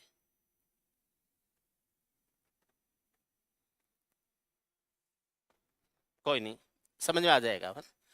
ये आपको दिख, इनमें से कितनी समितियों में एक पुरुष और दो महिलाएं हैं? यानी 1 मैन एंड 2 वुमेन होनी चाहिए। तीन लोगों की, यहां बना लेते हैं सवाल को। तीन लोगों में से एक मेल और दो, एक मैन और दो वुमेन होनी चाहिए। दो पुरुष हैं, उसमें से एक पुरुष लेना है, 2 मैन में से एक मैन लेना है, तो ये 2C1 हो जाएगा इनटू। तीन महिलाओं में से दो महिला, यानी 3 विमेन में से 2 विमेन लेनी है, तो 3C2 हो जाएगा। ये आ जाएगा 3C2 आ जाएगा। ये 2C1 है, ये 2C1। देखो 2C1 तो 2 ही होता है, तो इसको तो सीधा 2 लिख देता हूं। 3C2 है, ये 3 होता है, 3C2 है, ये 3 होता है। क्यों होता है? देखो, ये आ जाएगा 3 फैक्टोरियल, ये आ जाएगा 3 फैक्टोरियल अपॉन 3 माइनस 2 फैक्टोरियल हो जाएगा, इंटू 2 फैक्टोरियल हो जाएगा। ये आ जाएगा 2 आ जाएगा, ऊपर 3 फैक्टोरियल है, नीचे 1 फैक्टोरियल इंटू 2 फैक्टोरियल आ जाएगा। ये 3 फैक्टोरियल का मतलब होता है 3 इंटू 2 फैक्टोरियल, तो इससे इसको काटेंगे तो 3 बार कट जाएगा, और ये 2 का 3 से गुणा कितना आ जाएगा? 6। कितना आ जाएगा? इसका आंसर क्या हो जाएगा? सेकंड क्वेश्चन का 6 हो जाएगा। आराम से समझ लेना। 2C1 2 होता है, 3C2 3 होता है, क्योंकि 3 से 1 कम है तो भी 3 ही आएगा, और ये केवल यहाँ 1 है तो भी 3 ही आएगा। ठीक, आपको मैं फिर दोबारा बता देता हूं। 8C 7 है, ये भी 8 होता है, और 8C 1 है, ये भी 8 होता है। 17C 16 है, ये भी 17 होता है। 17C 1 है, ये भी 17 होता है। 23C 1 है, ये भी 23 होता है, और 23C 22 है, ये भी 23 होता है। अब यहां पर क्या किया था? 2C1 था तो 2 आ गया, 3C2 था, इससे 1 कम होने से ये 3 आ गया, तो ये आ जाएगा 2, इसका 2, इसका 3, 2 इंटू 3 क्या हो जाएगा? 6 हो जाएगा। उम्मीद है आप समझ गए हो इस बात को। देखिए, ये कितना था? 53 था, ये 54 है। 54 नंबर सवाल है, इसको समझते हैं। ऐसे दिया गया है, एक वृत्त पर 20 बिंदुओं से होकर कितनी जीवाएं खींची जा सकती हैं? एक वृत्त पर 20 बिंदुओं से होकर कितनी जीवाएं खींची जा सकती हैं? एक वृत्त पर 20 बिंदुओं से होकर जीवाएं खींचनी है, हमसे पूछा गया है कितनी जीवाएं खींची जा सकती हैं। देखो, ये एक वृत्त है, ऐसे 20 बिंदु हैं, मैं गिन नहीं रहा हूं, 20 बिंदु हैं। वृत्त के ऊपर जो बिंदु होते हैं वो एक सीधी रेखा में नहीं होते, क्योंकि वृत्त की परिधि सीधी रेखा नहीं होती, तो सीधी रेखा में नहीं होते, तो किन्हीं भी दो पॉइंट्स को मिलाने वाली जो रेखा है वो इसकी जीवा बन जाती है, कोड बन जाती है। कोड यानी जीवा होती है वृत्त के परिधि के दो बिंदुओं को। जैसे ये यहाँ ए है, तो ए से इसको मिलाओ, चाहे इसको मिलाओ, चाहे इसको मिलाओ, चाहे इसको मिलाओ, चाहे इसको मिलाओ, चाहे इसको मिलाओ, हर एक के साथ में एक जीवा बनेगी। ओके, ऐसे बनेगी एक जीवा। जितने भी पॉइंट्स हैं मैंने गिन के नहीं लिए हैं कि 20 ही लिए हैं, लेकिन ऐसे आएगा ए से सबके लिए, ऐसे आएगा सबके लिए। मान लीजिए ये बी है, ये सी है, ये डी है, ये ई है, और ये एफ है, और ये जी है, ये एच है, ऐसे आगे चलेगा। अब जैसे मैं इनमें से दो पॉइंट, एक तो ए ले लेता हूं और एक जी ले लेता हूं। अब मैं ए और जी को मिलाता हूं, तो चाहे ए से जी को मिलाओ, चाहे जी से ए को मिलाओ, लाइन तो यही आएगी ना। ए से जी को मिलाऊंगा तो भी यही लाइन आएगी, जी से ए को मिलाऊंगा तो भी यही लाइन आएगी। तो मैं इसको ए जी को या जी ए को एक ही जीवा कहूंगा, दो अलग अलग जीवाएं नहीं है। ए से जी या जी से ए एक ही जीवा है। इसका मतलब है आप में यहां इस बात से फर्क नहीं पड़ेगा कि आप इसको जीवा ए जी बोलते हो या जी ए बोलते हो, ए जी बोलते हो या जी ए बोलते हो, इस बात से यहां फर्क नहीं पड़ रहा है। अगर एक ही जीवा है, ए जी और जी ए में से आप एक को ही लेते हो, तो यहां पर परम्यूटेशन की बजाय कॉम्बिनेशन यूज होगा। कॉम्बिनेशन यूज होगा क्योंकि दोनों में से किसी एक को ले रहे हो, दोनों को आप नहीं ले रहे हो। आपको जी ए और ए जी अलग अलग होता, ए जी ए पहले जी बाद में आने से या जी पहले ए बाद में आने से ऑर्डर का फर्क होता, तब तो हम परम्यूटेशन यूज करते। लेकिन इस बात से कोई फर्क नहीं पड़ रहा है, ए जी से मिलो चाहे जी ए से मिलो, उस कंडीशन में क्या हो जाएगा, उस कंडीशन में आपके कॉम्बिनेशन यूज होंगे। 20 पॉइंट्स हैं और उसमें से दो पॉइंट्स एक दूसरे से मिल रहे हैं, तो आप 20 में से दो पॉइंट्स को मिलाना है तो 20C2 हो जाएगा। कितने तरीकों से हो जाएगा, ये आ जाएगा 20c2, 20c2 हो जाएगा। 20c2 का मतलब होता है 20 फैक्टोरियल अपॉन हो जाएगा 20 माइनस 2 फैक्टोरियल इंटू हो जाएगा 2 फैक्टोरियल हो जाएगा। 20 माइनस 2 करेंगे तो ये ऊपर तो आ जाएगा 20 फैक्टोरियल, ठीक है ना। तो 20 इंटू 19 इंटू 18 फैक्टोरियल हो जाएगा। नीचे 20 में से 2 घटाएंगे तो 18 फैक्टोरियल हो जाएगा। ये 2 फैक्टोरियल हो जाएगा। ये 18 फैक्टोरियल से 18 फैक्टोरियल कट जाएंगे। 2 फैक्टोरियल 2 होता है, इसलिए ये आ जाता है 20 गुणा 19 बट्टे क्या आ जाएगा 2। ये इसको 10 बार कटेगा और टोटल कितना आ जाएगा 190। 2 से 10 बार कट जाएगा 190 आ जाएगा। किस ऑप्शन में है? बी में। तो आप कितनी जीवाएं खींची जा सकती हैं? 190 जीवाएं खींची जा सकती हैं। 190 जीवाएं खींची जा सकती हैं, ठीक है। एक बात हमेशा ध्यान रखना, जब भी किसी वृत्त के ऊपर आपको n पॉइंट्स दिए गए हों और एक पॉइंट को दूसरे पॉइंट से मिलाते हुए कितनी जीवाएं खींची जा सकती हैं, तो अगर n पॉइंट्स दिए गए हैं तो n में से आपको कोई भी 2 पॉइंट को मिलाते हुए जीवा खींच सकते हो। मैं अलग से समझा देता हूं। आपके पास में ये कोई सर्किल है, इसके ऊपर n पॉइंट्स हैं जिनको मिलाते हुए ऐसे n पॉइंट्स हैं, इनको मिलाते हुए मुझे जीवाएं खींचनी है। यानी हर पॉइंट एक दूसरे पॉइंट से ऐसे मिल जाना चाहिए। तो आपसे पूछे कि ऐसी कितनी जीवाएं खींची जा सकती हैं, तो एक लाइन है, दो पॉइंट्स मिलते हैं एक लाइन से, तो एक लाइन एक जीवा बनती है, तो एक जीवा के लिए 2 पॉइंट्स चाहिए। टोटल आपके पास में पॉइंट्स कितने हैं? n पॉइंट्स हैं, तो ये आ जाएगा NC2 हो जाएगा। ये आपके पास में नंबर ऑफ कोड्स या जीवों की संख्या कितनी हो जाएगी? NC2 हो जाएगा। NC2 का मतलब होता है n factorial upon n minus 2 factorial into हो जाएगा 2 फैक्टोरियल हो जाएगा। अब n फैक्टोरियल को ऐसे लिख सकते हैं n into n minus 1 into n minus 2 factorial हो जाएगा, और नीचे आ जाएगा n माइनस 2 फैक्टोरियल इंटू हो जाएगा 2 फैक्टोरियल हो जाएगा। n माइनस 2 फैक्टोरियल से n माइनस 2 फैक्टोरियल कट जाएगा। 2 फैक्टोरियल का मान 2 होता है, तो यह आ जाएगा n गुणा n माइनस 1 अपॉन हो जाएगा 2। और ये इसका डायरेक्ट फॉर्मूला भी बनता है, n into n minus 1 upon 2 हो जाएगा। आपको पॉइंट्स को दो पॉइंट्स को मिलाते हुए एक सीधी रेखा में कितनी जीवाएं बनाई जा सकती हैं? अगर सर्कुलर पॉइंट्स दिए गए हों तो n into n minus 1 upon 2 आपके द्वारा जीवाएं बनाई जा सकती हैं। इतनी जीवाएं हैं वो आपके द्वारा बनाई जा सकती हैं।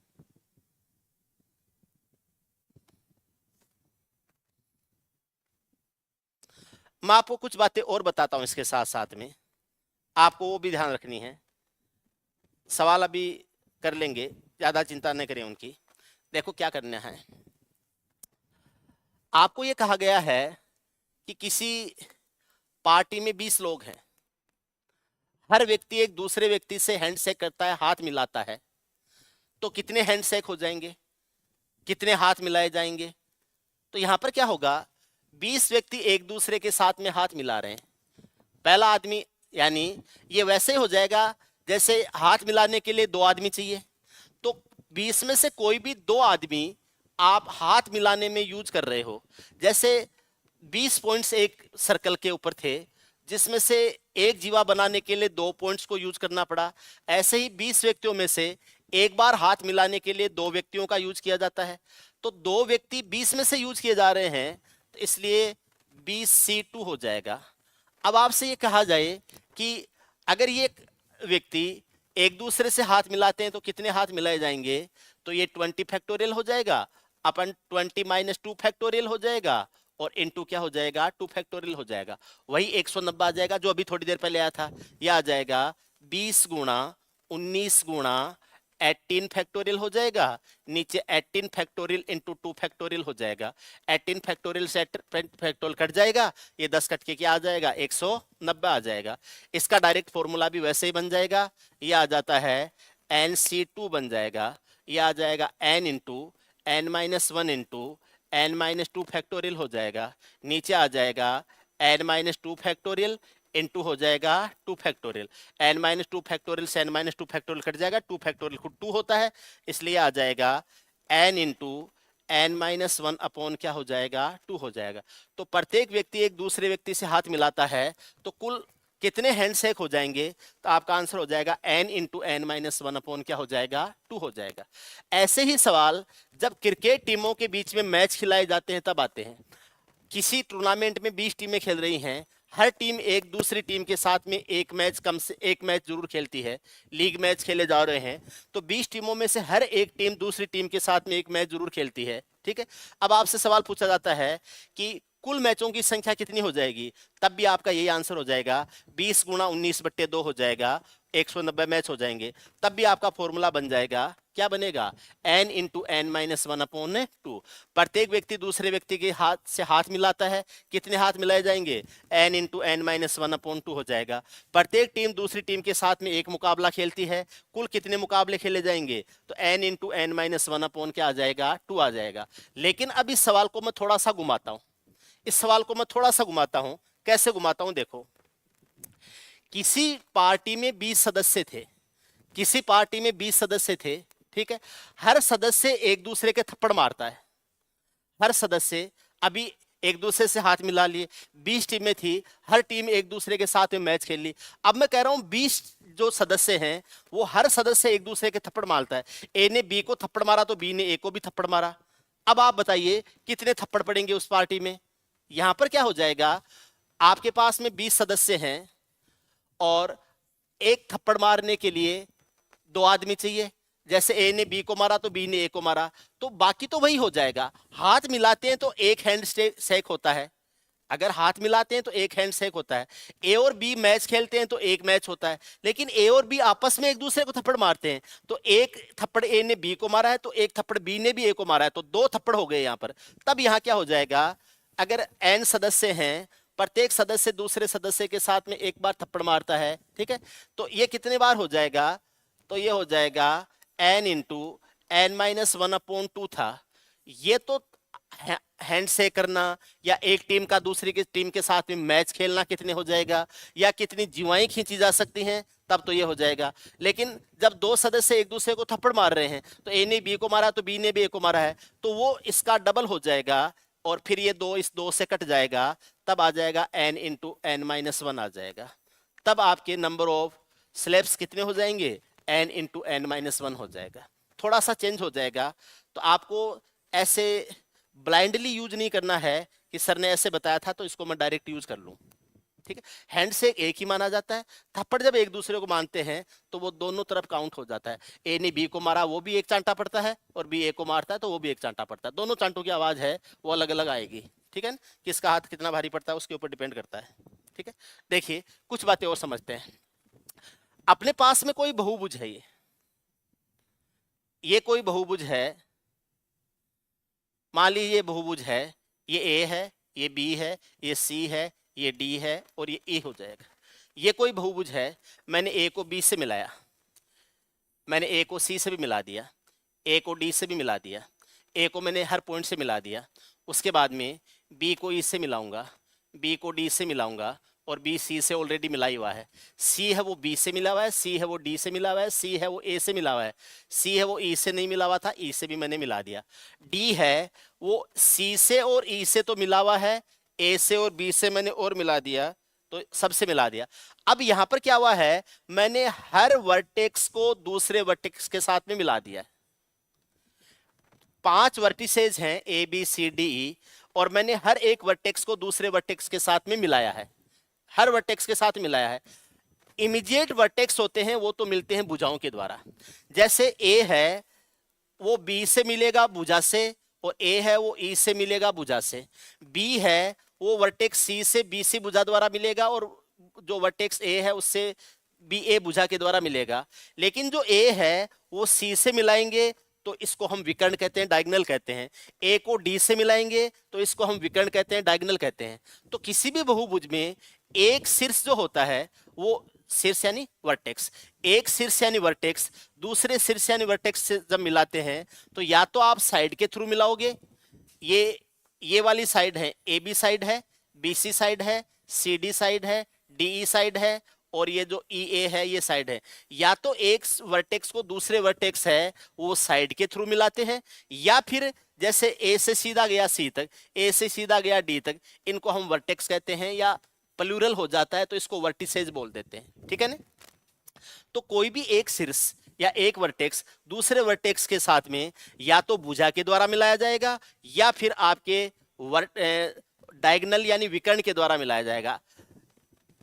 ए से बी तक भुजा है, ए से ई तक भुजा है, लेकिन ए से सी तक या ए से डी तक, इसको हम विकर्ण कहते हैं, डायगोनल कहते हैं, इसको हम विकर्ण या डायगोनल कहते हैं। तो यहां पर क्या हो जाएगा, आपसे पूछा जाता है कि किसी बहुभुज में नंबर ऑफ डायगोनल्स कितने हो जाएंगे, उस बहुभुज में आपके विकर्णों की संख्या कितनी हो जाएगी। याद रखना, जितनी भुजाओं वाला बहुभुज होता है उतने ही उसके वर्टिसेज होते हैं, उसके शीर्ष होते हैं। अगर पंचभुज है, पेंटागोन है, तो उसकी 5 साइड है तो 5 ही उसके वर्टेक्स हो जाएंगे। 5 अगर उसकी साइड है तो उसके वर्टेक्स भी 5 ही होंगे। कब, अगर वह पेंटागोन है। ऐसा ही हेक्सागोन में होता है, 6 भुजाएं होती हैं, 6 ही उसके वर्टेक्स होते हैं। ऐसे ही हेप्टा में, ऐसे ही ओक्टा में, ऐसे ही आपके जो चतुर्भुज होता है जिसको हम क्वाड्रिलेटरल बोलते हैं, या ट्राइंगल को इस तरीके से होता है, ठीक है। तो यहाँ पर जैसे पंचभुज की बात कर रहे हैं तो यहाँ पर 5 ही भुजाएं हैं और 5 ही इसके शीर्ष होते हैं। लेकिन आप अगर मैं ये कहूं कि ए को मुझे मिलाना है बी से, सी से, डी से और ई से, तो मेरे पास में ये जो नंबर ऑफ वर्टिसेज है वो कितने हैं, एन है। और एक शीर्ष को दूसरे शीर्ष से मिलाने के लिए मुझे एक सीधी लाइन की जरूरत पड़ती है। अब वो लाइन भुजा भी हो सकता है और विकर्ण भी हो सकता है। तो मेरे पास में नंबर ऑफ विकर्ण नंबर ऑफ वर्टिसेज और नंबर ऑफ साइड्स तो होते हैं एन। एन ही भुजाएं होती हैं और एन ही शीर्ष होते हैं, ठीक है। अब मुझे एक शीर्ष को दूसरे वाली भुजा के साथ मिलाना है, तो मैं कितने तरीकों से मिला सकता हूं, तो ये NC2 तरीकों से मिला सकता हूं। क्योंकि मुझे एक पॉइंट को दूसरे पॉइंट से मिलाने के लिए एक लाइन चाहिए, या एक लाइन है उसके लिए मुझे 2 पॉइंट चाहिए। AC लाइन के लिए मुझे A और C 2 पॉइंट चाहिए, AD लाइन के लिए मुझे A और D 2 पॉइंट चाहिए, BE लाइन के लिए मुझे B और E 2 पॉइंट चाहिए। तो मुझे किसी भी एक लाइन को बनाने के लिए 2 पॉइंट चाहिए। तो N पॉइंट्स जो हैं, या N इसके जो पॉइंट्स हैं, उसमें से मुझे 2 पॉइंट्स चाहिए एक लाइन बनाने के लिए। तो NC2 तरीके से मैं इसमें 5 पॉइंट्स को आपस में एक दूसरे से मिला सकता हूं। 5 पॉइंट्स जो आपस में एक सीधी रेखा में नहीं है, तो उनको कितने तरीकों से मैं मिला सकता हूं, 5C2 N पॉइंट्स को एक दूसरे के साथ में 2 पॉइंट्स को मिलाते हुए कितने तरीकों से मिला सकता हूं, NC2 तरीके से मिला सकता हूं। NC2 का मतलब हो जाता है n factorial upon n-2 factorial हो जाएगा, इनटू क्या हो जाएगा, 2 फैक्टोरियल हो जाएगा। आप इसको ऐसे लिख सकते हो n फैक्टोरियल, तो इसको लिखेंगे n into n-1 into n-2 है, ये फैक्टोरियल हो जाएगा, ये n-2 फैक्टोरियल हो जाएगा, और इंटू 2 फैक्टोरियल। n-2 फैक्टोरियल से n-2 फैक्टोरियल कट जाएंगे, 2 फैक्टोरियल खुद 2 होता है, और यह आ जाएगा n इंटू n-1 अपॉन क्या आ जाएगा, 2। इतने तरीकों से मिला सकते हो, इतने तरीकों से आप मिला सकते हो। आप ये कह सकते हो कि ये जो संख्या आई है n इंटू n-1 अपॉन 2, ये इन साइड और आपके जो ये डायगोनल्स हैं इनकी मिला के संख्या ही है। भुजाओं और विकर्णों की कुल संख्या है। इसमें से मुझे अगर विकर्णों की संख्या ज्ञात करनी है कि नंबर ऑफ डायगोनल्स यानी विकर्णों की संख्या कितनी होगी, विकर्ण की संख्या कितनी हो जाएगी, तब मैं क्या करूंगा, तब मैं इसमें से साइड्स है उनको माइनस कर दूंगा। तो पेंटागोन है तो इसमें 5 साइड होती हैं, तो ये जो n-1 अपॉन 2 है, इसमें से n माइनस कर दूंगा। तो इसको अगर कैलकुलेट करेंगे तो ये n² माइनस n हो जाएगा, अपॉन 2 है और माइनस n हो जाएगा। इसको अगर कैलकुलेट करेंगे n² माइनस n माइनस हो जाएगा 2n अपॉन 2 हो जाएगा, ठीक है ना। इसको मैं ऐसे भी लिख सकता हूं, यहां ऊपर लिख देता हूं। इसको अगर हम लिखेंगे, यार जगह करनी पड़ेगी मुझे, नंबर ऑफ डायगोनल यहां बना लेंगे। अब इसको करेंगे तो यह आ जाएगा, इसको हटाई देता हूं ना, कहां जरूरत पड़ रही है, इसको हटाई देते हैं, कहां जरूरत पड़ रही है। यह आ जाएगा n² माइनस 3n हो जाएगा, अपॉन हो जाएगा 2 हो जाएगा, ठीक है। n² माइनस 3n हो जाएगा, इसमें से मैंने n कॉमन ले लिया और ये n-3 हो जाएगा, और अपॉन हो जाएगा 2, और ये टोटल नंबर ऑफ डायगोनल्स आ जाते हैं। ये आ जाता है टोटल नंबर ऑफ डायगोनल्स, यानी विकर्णों की संख्या, विकर्णों की संख्या हो जाएगा। किसी भी बहुभुज में विकर्णों की कुल संख्या कितनी हो जाएगी? जैसे ये पंचभुज था तो उसमें कितने विकर्ण हो जाएंगे? n का मान 5 है, 5 माइनस 3 हो जाएगा, बट्टे 2 कर दीजिए, 5 माइनस 3 2 होता है, 2 से 2 कट जाएंगे, कितने आ जाएंगे? 5 आ जाए। मान लो विकर्णों की संख्या अगर आपको बोल दे षटभुज में कितने विकर्ण होते हैं, तो यह आ जाएगा 6, 6 में से 3 घटेंगे 3 आ जाएगा, बट्टे 2 हो जाएगा, यह आ जाएगा 2 से 6 है वो 3 बार कट जाएगा, 3 का 3 गुना कितना हो जाएगा? 9 हो जाएगा। ऐसे आपसे पूछ ले 8 भुजाओं वाले बहुभुज में विकर्णों की संख्या कितनी होती है, तो 8 गुणा 8 में से 3 घट जाएगा ना, 8 गुणा 8 में से 3 घटेगा 5 आ जाएगा, बट्टे 2 कर दीजिए, 8 का 5 गुणा 40, 40 में 2 का भाग देंगे कितनी बार जाएगा? 20 बार जाएगा। कितने विकर्ण हो जाएंगे? 20 विकर्ण हो जाएंगे। इस तरीके से आप कॉम्बिनेशंस तय कर सकते हो। आज की क्लास है वो बहुत बड़ी हो जाएगी, ठीक है। अभी पढ़ाने के लिए इसमें कॉम्बिनेशंस में और भी बहुत कुछ है, लेकिन बहुत लंबी क्लास भी अच्छी नहीं होती है, क्योंकि आप सुबह क्लास भी लेते हो तो क्लास वाला मैटर भी पढ़ना चाहिए। घंटे सवा घंटे तक की क्लास ठीक है, इसलिए अब ज़्यादा लंबा करना सही नहीं है। आप में से कोई भी इस चैनल पे पहली बार क्लास ले रहा है, आपको पढ़ के अच्छा लगता है, आप चैनल को सब्सक्राइब कर लीजिए, बेल आइकन को प्रेस कर दीजिए, ताकि आपको क्लासेस का जो नोटिफिकेशन है वो टाइमली मिलता रहे, ठीक है ना। और बाकी हमारे जो ऑफलाइन बैचेज हैं वो चौधरी क्लासेज जयपुर में रहते हैं, और ऑनलाइन जो बैचेज है वो चौधरी क्लासेज के ऐप के ऊपर रहते हैं, ठीक है। ऑनलाइन क्लासेज है वो चौधरी क्लासेज के यूट्यूब चैनल के ऊपर आपके जो यूट्यूब पे क्लास रहती है, बाकी पेड बैच है वो ऐप के ऊपर रहते हैं। आपको कोई भी इंफॉर्मेशन लेनी हो, कुछ भी आपको जानकारी करनी हो, तो आप नीचे जो डिस्क्रिप्शन में लिंक दिए गए हैं उनके माध्यम से हमसे बात कर सकते हैं, या मैं आपको हेल्पलाइन नंबर दे देता हूँ 9667494919। इस नंबर आप कभी भी कॉल करके कुछ भी पूछ सकते हैं। आप कौन सा चैप्टर पढ़ना चाहते हैं आगे, उसके लिए आप नीचे कमेंट बॉक्स में कमेंट करके, जो नीचे आपके वीडियो के नीचे कमेंट्स होते हैं उनमें कमेंट्स करके आप बता सकते हैं। क्लास के बारे में आपके क्या फीडबैक हैं, क्या सुझाव हैं, वो आप दे सकते हैं, ठीक है ना। आगे की क्लासेज के लिए कल मिलते हैं शाम को 4 बजे।